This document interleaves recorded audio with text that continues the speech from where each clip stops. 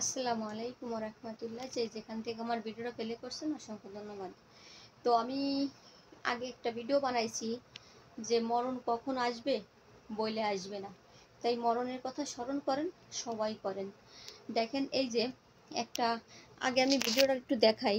এই যে ইনি যে একটা মা, আমার মার বয়সী, শাশির বয়সী হবে। দেখেন দেখেন আমার মার বয়সী হবে।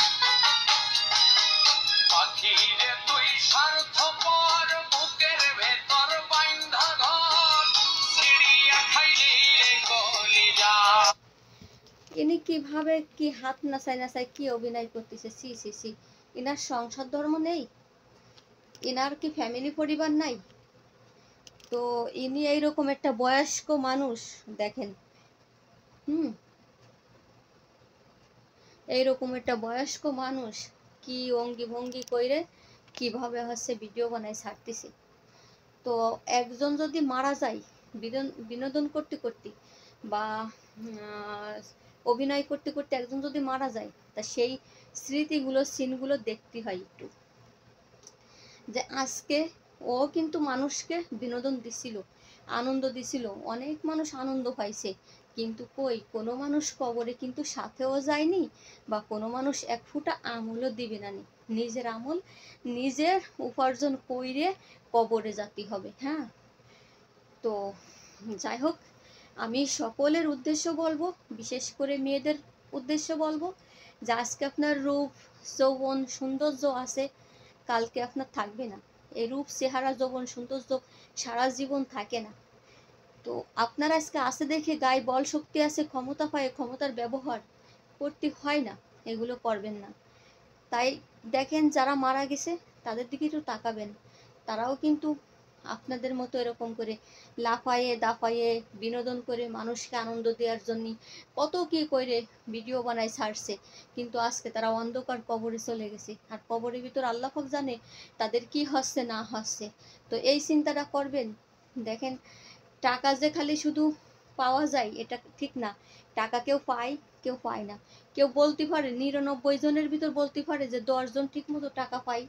তো কি দরকার, অন্য কোনো কাজ করেন, আপনি অন্য কোনো কাজ করে 5 ওয়াক্ত নামাজ পড়েন, দেখবেন আপনার হালাল হালাল রিজির হালাল হালাল ইনকামে আপনার বরকত দেবে। আবার বললেন না তুমি আবার আইসে আমাদের পণ্ডিতিগিরি করে কথা বলতেছো কেন? দেখেন আমি তো ভালো পরিবেশে আপনাদের বলতেছি, আপনারা এইগুলো করতেছেন দেখে আমি নিষেধ করতেছি। আর আমি আলহামদুলিল্লাহ আমি ভালো স্যালারি পাই, আর আমার দেশ বাড়িতেও ভালোভাবে আসি, কোনো সমস্যা নেই আমার ভিডিও না বানালেও। আমার ভিডিও আমি টাকা পাবো দেখে, যার কারণে আমি কোনো কোনো কিছু করি না। আমি চাই যে আমাদের সুন্দর একটা সমাজ হোক, সুন্দর একটা বাংলাদেশ হোক, আমরা সুন্দরভাবে বসবাস করতে পারি, যেখানে থাকবে শুধু শান্তি আর শান্তি, যেখানে থাকবে ইসলামিক ইসলামিক শাসন, ইসলামিক আমাদের রাষ্ট্র। আমি চাই ইসলামিক শাসন, ঠিক আমি এটা চাই।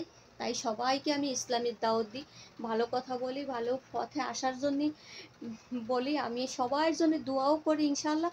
বাংলাদেশের প্রত্যেকটা মানুষের জন্য আমি দোয়া করি। হিন্দু মুসলমান বৌদ্ধ খ্রিস্টান আমার কাছে কোনো ভেদাভেদ নাই, মানুষ তো মানুষ, আমরা সবাই মানুষ, আমি মানুষকে ভালোবাসি। তাই আসেন আমরা ইসলামকে ভালোবাসি, মানুষকে ভালোবাসি, আমরা মানুষকে সৎ পথে আদেশ করি যে আপনারা সৎ পথে কাজ করেন, ভালো পথে কাজ করেন, ভালো থাকার চেষ্টা করেন, সমাজটাকে ভালো রাখার চেষ্টা করেন, বাংলাদেশটাকে ভালো ভালো রাখার চেষ্টা করেন। সবাই ভালো থাকবেন। ও মা তাওফিক ইল্লা বিল্লাহ। আলহামদুলিল্লাহি রাব্বিল আলামিন। আল্লাহ হাফিজ।